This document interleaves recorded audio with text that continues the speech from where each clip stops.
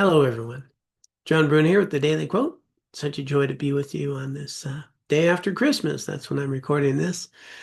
I do hope this finds you well, that you are taking good care of yourselves and good care of those around you. If you're new to the channel, just a quick reminder, the goal here, the aspiration, my hope, my intention is to share with you bits of wisdom that have helped me in my life, helped me really change a life that was, well, struggling to say the least, into a life that's much more fulfilling. This wisdom that I've gathered from so many people have been so kind and so helpful. Well, to take some of that wisdom and to share it with others in the hopes that maybe you'll find some of this wisdom helpful in your life, and maybe you'll share it with others. So that's the hope. That's the aspiration. I do hope that you find these bits of wisdom meaningful for you. With that in mind, let's go ahead and get to today's quote. One of the clearest measurements of our love is not how we feel. It is the willingness we have to extend ourselves for another's personal growth and genuine happiness. One of the big confusions in my life, and maybe in yours, is that I think of, or had thought of, love as this feeling that I have, this feeling of love, this warmth that shows up, gets me all goosey and fluffy, when I'm around someone, maybe my grandchildren or my partner, my wife, my friends.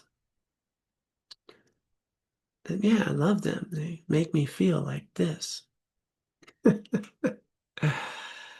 Yeah, actually, that's a very temporary feeling that could be triggered by love. Absolutely. But I've also noticed it can be triggered by a lot of things that make me feel good temporarily. But love is a much more profound thing. When I love someone, it's not loving how they make me feel. That's kind of loving me or wanting me to feel good. When I love someone, I care about them. I care about them and I want the best for them. And I've discovered, and actually came from a book by Scott Peck, yeah, Road Less Traveled. This idea of love being an action is the way he put it.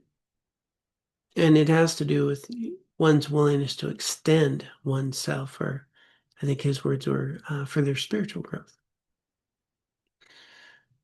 In this quote, just thinking about if I love someone, well, I'm willing to extend myself for their personal growth, for them to be happy, for them to be well. Well, that's probably a better measurement of whether I love someone than whether they make me feel good in a particular moment, because I've noticed that in the past I've, loved someone until they did things I didn't like. It could be around friends, it could be in relationships that I've had, and I stopped loving them because they started doing things I didn't like, and then I don't love them anymore. Well, was that really about me loving them, or was that about me loving how they made me feel when they did things that made me feel good? And then when they do things that don't make me feel good, I don't love them.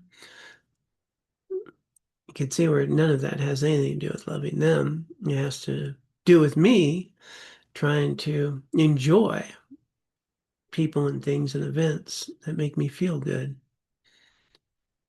So it's a little bit of wisdom originally coming from Scott Peck when I read it.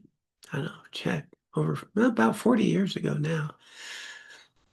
It has been a real guide in my life as to what love's all about. And now I measure my love,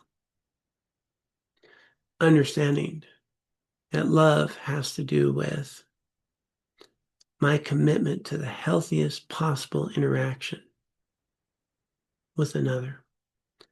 And what I mean by that is a healthy interaction is one that is committed to integrity and honesty and wellness, and to engage with someone in ways that are the healthiest possible thing we can do for each other.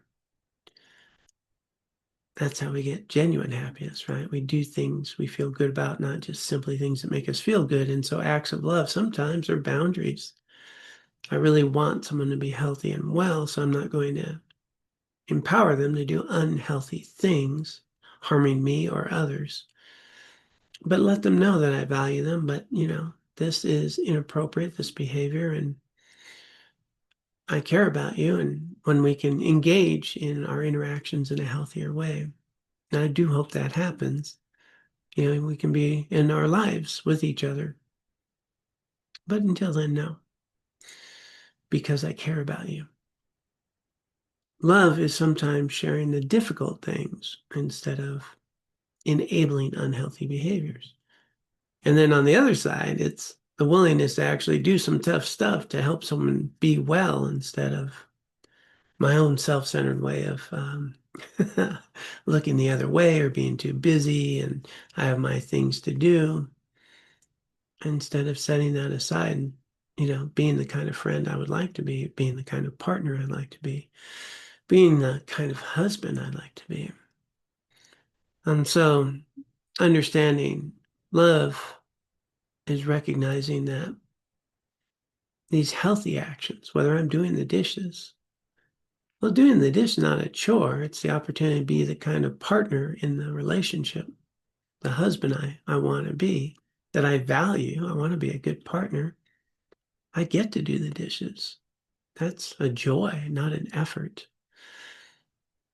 That my opportunity to be the person I want to be is an opportunity to love myself, to do things I feel good about instead of avoiding doing things to feel good.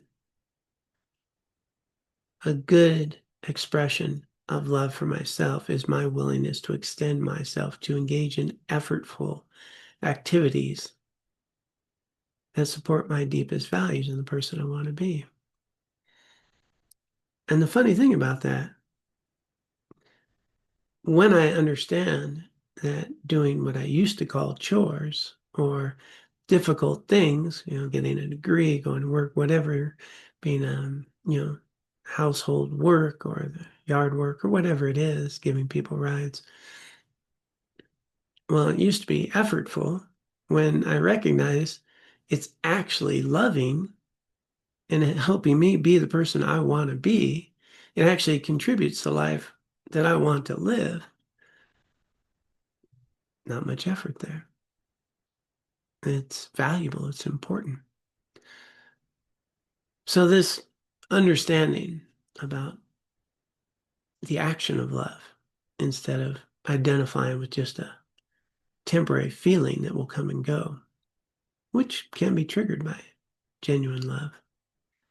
I actually find that feeling shows up a little more when I'm engaged in the action of love, doing things for others and myself that are healthy and meaningful, that support our personal growth, our wellness, and our genuine happiness.